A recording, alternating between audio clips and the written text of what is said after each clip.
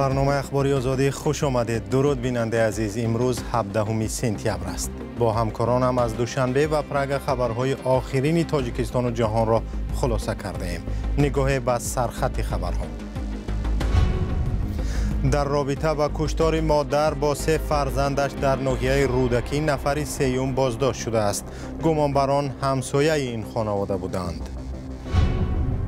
زمانی که آلمان اخراج پناهجویان را بررسی دارد، دادگاه شتوتگارت یک شهروند افغانستان را برای کشتار افسر پلیس به حبس ابد محکوم کرد.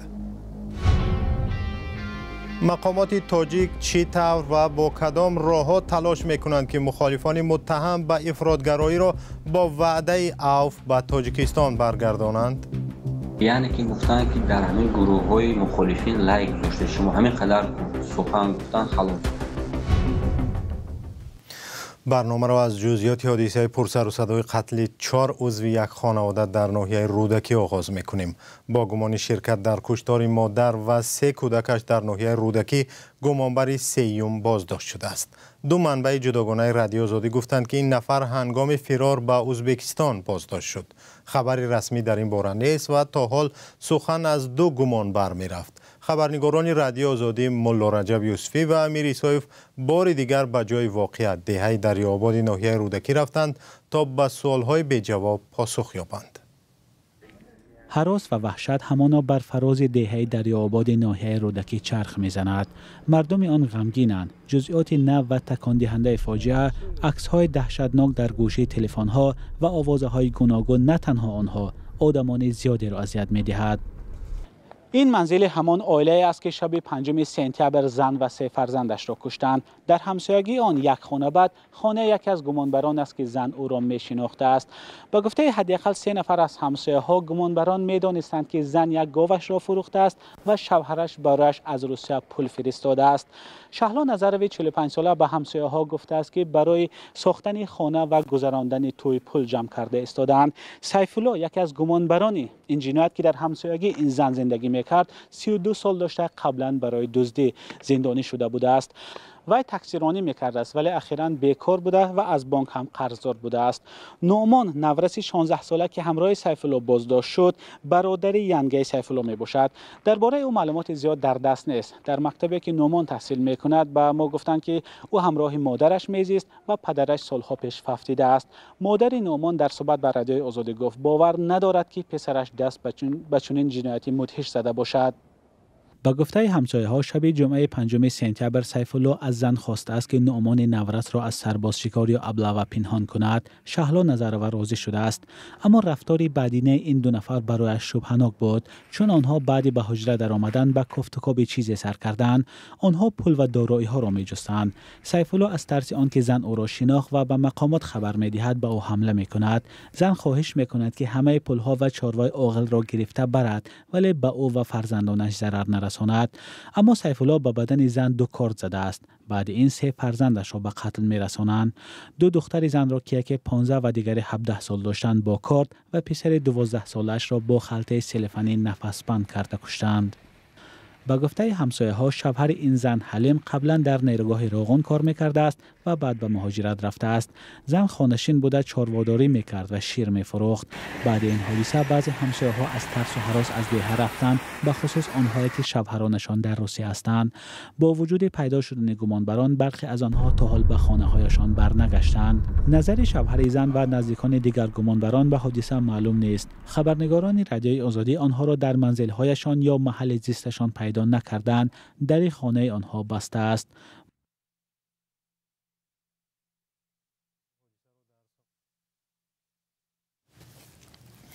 و برمیگردیم به کشور همسایه تاجیکستان افغانستان که حاکمانش با قبول قرار و قانون‌های عجیب و غریب خبرساز می‌شوند. سخنگوی حکومت طالبان در افغانستان میگوید رهبر این جنبش تندگرا به مقصد جلوگیری از بداخلاقی در ولایت شمالی بلخ استفاده نخ‌های آپتیکی اینترنت را منع کرده است.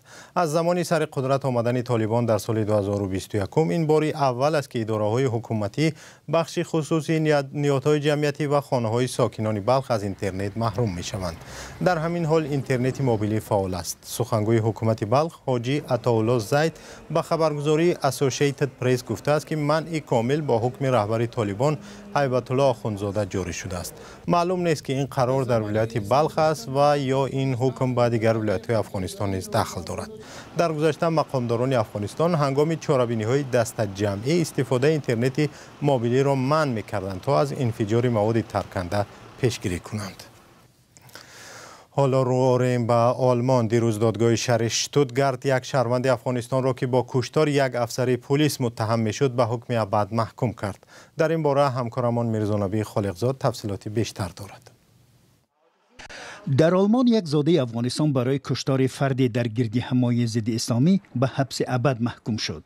روز سه‌شنبه دادگاه شهر شتوتگارت ابراز داشت که سال گذشته این شهروند افغانستان با غرضهای احتمالاً مذهبی به گردی‌همایی ضد اسلامی حمله کرد که بر اثر آن یک افسر پلیس به قتل رسیده 5 کس دیگر زخمی شدند. به نوشته خبرگزاری ریترز حکم زمانی صادر می شود که در آلمان بحث بازگردان جنایتکاران و پناهجویان ناکام افغانستانی جریان دارد. خبرگزاری می‌افزاید بازگردان افراد یاد شده سال گذشته بعد مذاکرات آلمان با حکومت طالبان افغانستان آغاز یافته است، ولی برلین تا کنون رسما این اقدام را تصدیق نکرده است. ماه می سال 2024 شهروند 26 ساله افغانستان که با نام سلیمان ذکر شده است با کارد شکاری به گردی‌همایی گروه مخالفین اسلام با نام پاکس یوروپا در شهر غربی منهیم حمله کرد. بعد این عمل او بازداشت شد. هرچند این شهروند افغانستان از هواداران سازمان دهشت‌افکن دولت اسلامی به شمار می رود، در عیبنامه‌اش تروریسم یاد نشده است. در حکم سلیمان اصطلاح جنایت خیلی وزنین به چشم می خورد، یعنی امکان عفو جرمش وجود ندارد. طبق قانون‌های آلمان سلیمان حق دارد بازنگری حکم را طلب کند. در تاجیکستان تاکنون تلاش برای بازگردانیدن آنهایی که به گفته مقامات فریفته گروه‌های افراطی شدند ادامه دارد. اما در این میان آنهایی هم هستند که برای دستگیری مخالفان سیاسی متهم به جنایت شدند و مقامات هم سعی دارند آنها را نیز برگردانده به قول خودشون به راه راست هدایت کنند. همکارم طاهری سفر این موضوع را تحقیق کرده است.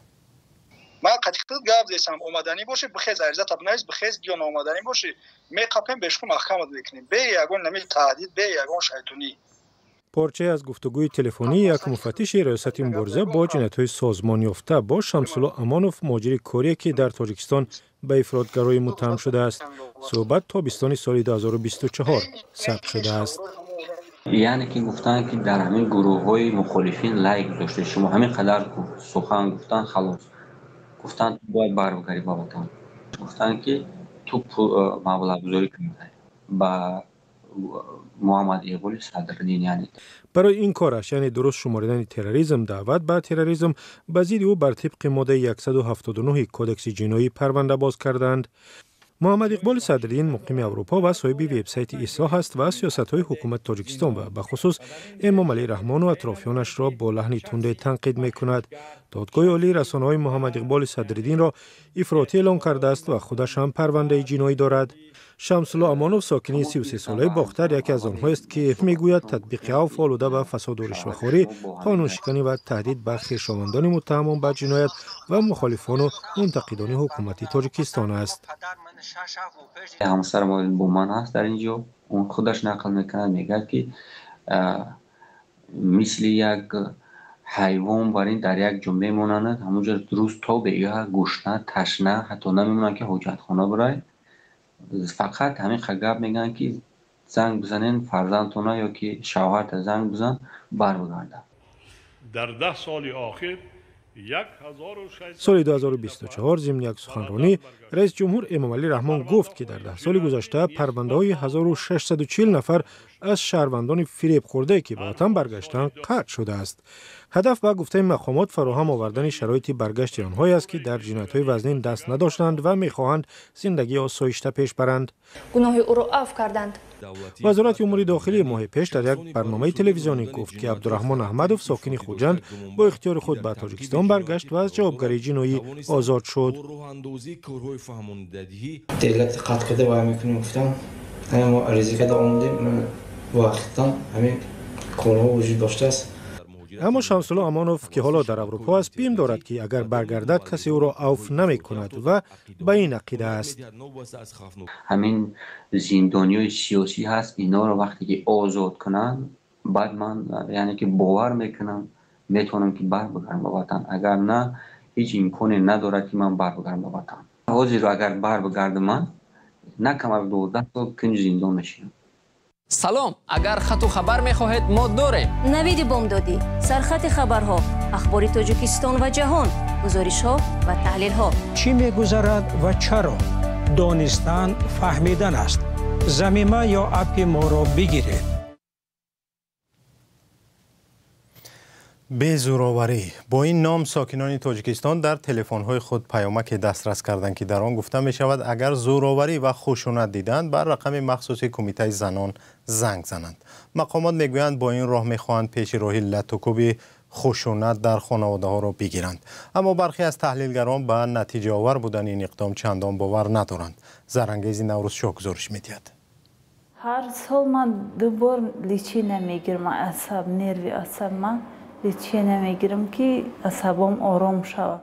پس از 13 سالی زناشویی سیاره در دو راه مانده است. میگوید دیگر طاقت تحقیر و دشنام شوهرش را ندارد و در فکر جدا شدن است. هرچند با 4 فرزند گرفتن این تصمیم هم برایش آسان نیست. خودش هم ای کار آمده برای یک بهانه روی میکند، حقارت میکند، جنگ میکند. پدر مادر من مثال دشنام بیزیر میکنه، فرزندام اهمیت نمی شود تا چند سخت میرسد سخنهای خبیر. شوهرش در یکی از بازارهای شهر عرابه میکشد. سیاره هم برای پیشبرد زندگی در بیمارخانه کار میکند. اما شوهر ضد کار کردن اوست. میگوید هرچند مشت و لگد نمیخورد اما زیر فشار روانی قرار دارد و از این همه خسته شده است.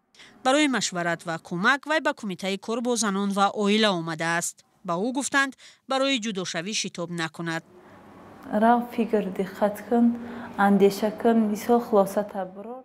مثل این زن در 2 ماه اخیر به اتاق باوری کمیته کار با زنان و عائله تاجیکستان تقریبا 250 نفر مراجعت کردند. این اتاق با تلفن باوری در دایره برنامه پیشگیری زوراوری در عائله تشکیل شده است. کمیته با ارسال پیامک به تلفن ساکنان از آنها دعوت کرد که در حالت دچار شدن به خشونت و زوراوری به رقم 221 40 تماس گیرند. یک هدف ارسال رقم باوری به تلفن ها پیشگیری از پیامدهای فاجعه بار زوراوری در خانواده هاست.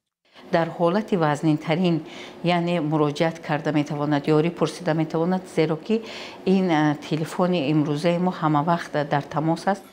ارسال رقم باوری به تلفن‌های ساکنان در حال است که موضوع زوراوری و آزار لفظی در عائله‌های تاجیکستان همان داغ باقی میماند و پیوسته رسانه‌ای شدن خبرها درباره لط و کوب یا کشتار زنان با دست همسرانشان و یا برعکس این مسئله را باز هم جدی‌تر کرده است.